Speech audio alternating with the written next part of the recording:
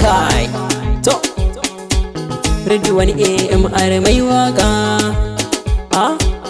Yau na zo ne zanyo waka da Awwal Asa mai waka. Kai na dau kalami na da guntun warka, to in har na bugo sai an taka.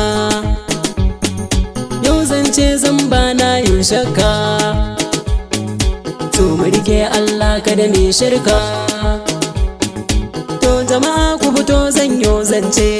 Kai yau lafazin baki na tantance. Yau magana ce zan ba zaurance, in har kana kan hanya dan kauce. Kai to salo yau zanyo wakata, in ka tare na kwarai zan make ta. Waka ita ce na rike sana'ata, amma ga wasu yau sai rena ta. To ku sani Allah ke bada ta, ba yi wa kai ko boka malam ba, in hare ma ba mai kwacewa, balle a cewa nan yayi kushewa. Ni Ridwan AMR mai wake, garin kiyawa nake nan nai zaune. Ga wasu yau na yin mamaki ne, musamman mata ma in sun ganni.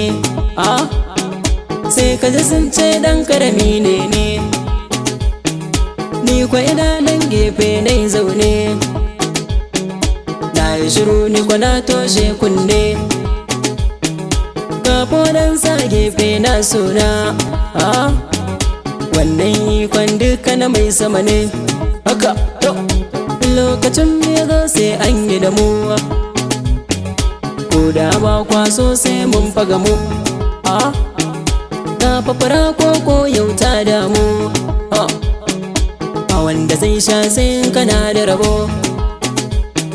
Zaki aikun san sarkin da wane, cikinsu mawaka ne kam yaro ne. Kar ku sake yau kam ku kira ni gwani, domin ni dan ai dan koyo ne. Sannu yaro kan yi tafe, shi zamani ku ji an ce riga ce. Gashi na sa Allah zanai dace,